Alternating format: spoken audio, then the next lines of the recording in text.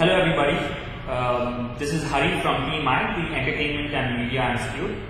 Today we have with us Mr. Vinith Kumar, who is a mechanical engineer from Manipal University. He is a corporate trainer by choice and has trained more than thousands of students, engineering students across India. He is also a corporate trainer where he has trained from junior managers all the way up to CEOs. Thank you for being here with us, Vinith sir. So, to begin with, what is the essence of communication in event management according to you?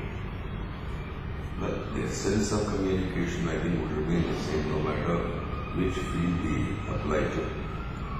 Probably in event management, it depends on which level we are talking about. Is it between a client and the manager, or is the communication between peers in the group? Let's say you have your unit set up, your organization is performing an event. Is it you are talking about communication levels between people within that lot? Now that is one level of communication. Another would be how do you go and talk to your clients? When a client requires a certain an event to be managed, so he has certain expectations. Now, one fundamental thing I feel that differentiates the event management from most others is, I think listening becomes that much more important here, even more than speaking. Because unless you understand what your client requires, you will not be able to give him what he wants. Unless the team members know what each one is saying and understands it, so there's no way you can actually put up a show. So all the way through, I think listening takes on a much more important form as a communication process. Probably the same thing would be that much in a different kind of setup.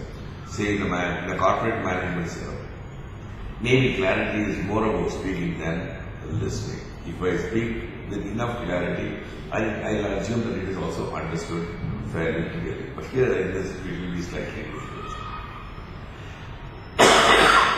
Right. So the essence is mainly first to be a great listener. Once you are a good listener, automatically you will start understanding what is the requirement, and based on that you will become an effective communicator. Right? That was very insightful, sir. So, is there a difference in communication from vendors to employees? Definitely there is a difference. When you are speaking to a vendor, you are talking about a completely different setup. See, from a person to a vendor, you are talking about, is it similar to what you are talking to a client? When a client speaks to you, or when you speak to a client, you are actually making a sales pitch also.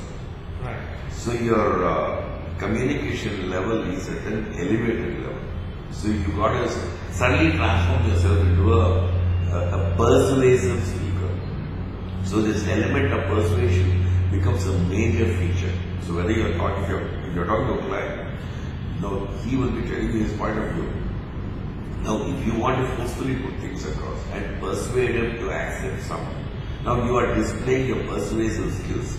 And you're coming across as a public speaker.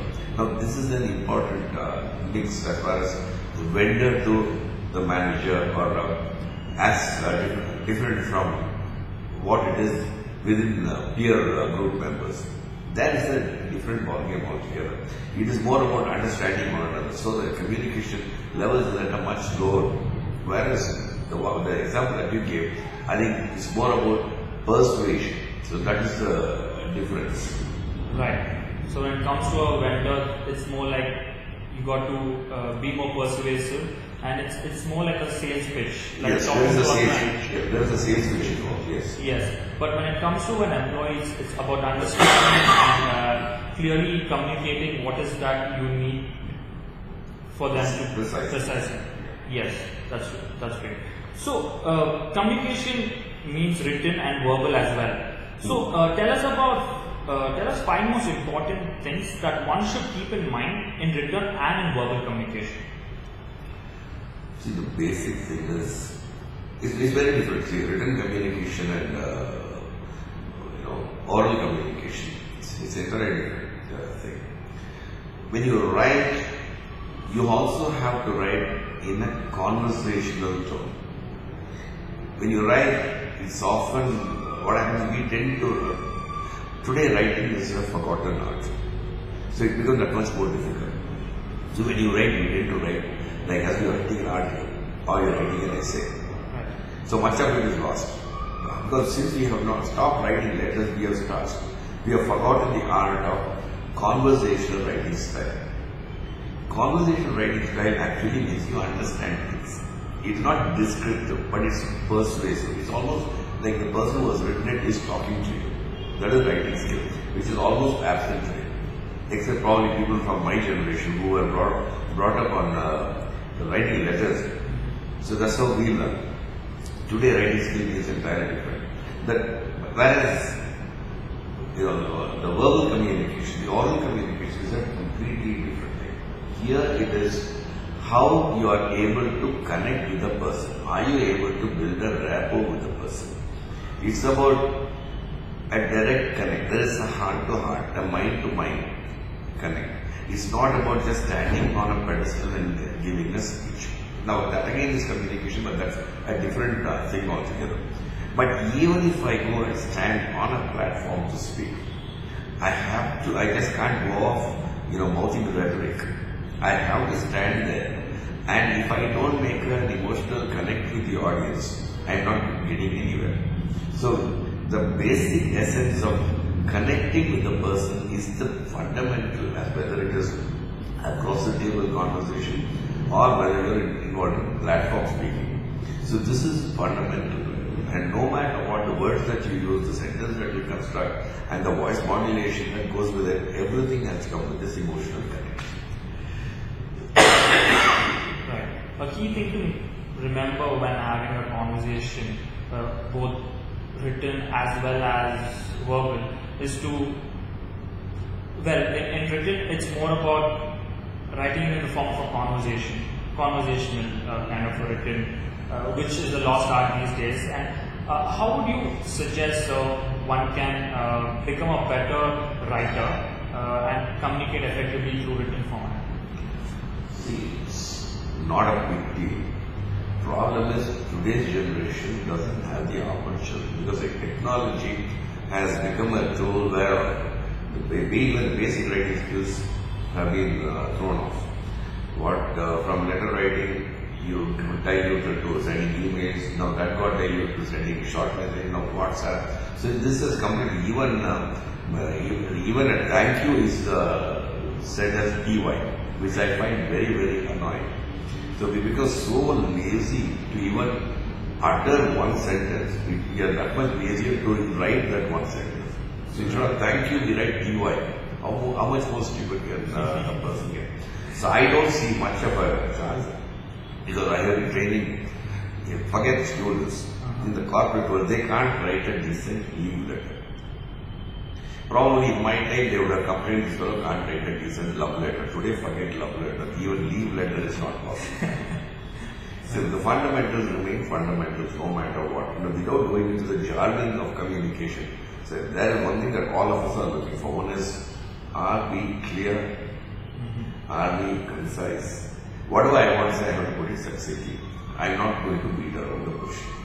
Nobody has a time for that. So I'm not going to repeat a sentence using different kinds of words. No. It has to be straight and to the point. And if I can dress it up with words that will make me more convivial, that will make me more acceptable, that will make me sound more friendly, then I'm adding certain skills to the communication. Otherwise, the basic is, are you concise? Are you clear? That's about it. Great. To be very concise and clear is the most important thing, right? So, what are your tips and points of focus for an aspiring event manager? See, every event manager, like it or not, he has to be essentially a good communicator. Unless he communicates his, as an event manager, you have an idea. And you are going to translate this idea into action. How on earth are you going to do it unless you have conveyed what you want to be done perfectly, adequately, exactly the way you want it. If I have not been able to put clarity, if I don't have clarity while speaking, there is no way anybody is going to understand what I want to say. So I have to essentially be a good communicator. So every event manager has to learn communication no matter what. He has to learn to be a good communicator if his ideas have to actually bear fruit. Otherwise, he'll be going around in circles like, surrounding yourself with all kinds of things and nothing to do. So you'll be in a no man's land. So fundamental is learn to be a communicator. I'm not talking about be eloquent. If you can be that, it is wonderful. But that's not easily possible to be erudite and eloquent at the same time. All that I think is be communicative. Get the basics of communication right. All the other things will fall into place. Right. To be an effective event manager, communication is so important, and I can totally relate to it because ideas are great. If it's not been communicated clearly to the person who's executing it, then it's like going all the way circles around and nothing will be done right. So I can relate to it and understand why it's so important to become an effective communicator if you want to be an aspiring or a great event manager. Right. So what are the few things they must watch out for and not use during their communication with clients? You should never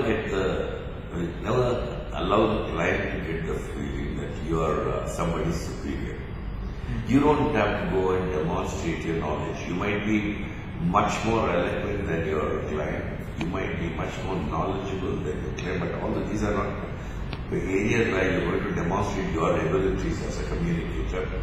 You have to bring yourself down to the basics. Just be clear in what you want to say. Give the client a sense of importance. Let the client be the important person, not you. So allow the client to occupy a higher pedestal than you, because you need him more than he needs you. If we can get this fundamental right, all the other things become secondary. Very often we make the mistake of blowing ourselves big. Just because I can speak, that doesn't mean I have to speak. Right. If we can understand this difference, sometimes, very often with a client, silence is golden. It's better to be a good listener than a speaker. I think every speaker at when he is with a client should forget that part of it and become a good listener instead. Right. I know there's always a temptation. As a speaker, there's always a temptation, but this is one temptation that you have to rein in. That's very well said. At this time, I can recollect something that all great speakers were once a very good listener, right? So, having said that, when you're talking to a client and trying to not show yourself as more superior is very important. So, how can one make the client feel very important when they are talking to them? And I understand that it's by asking questions, qualitative questions, and understanding what is that they want. So, could you please add on to it how one thing? First of all, your body language should be that of a friend. Let there be more submissive in your body language. Allow the client to occupy the highest. Always let your body language radiate a sense of humility. That you have come to address the client's problems, not put forth your views. That is not what you have come to a client for. You have come to address the needs of a client. Once we understand our role clarification is very important. Our role over there is to understand a client's need. My role is not to go and tell him what he needs to do. I have to resist this. The temptation is always there.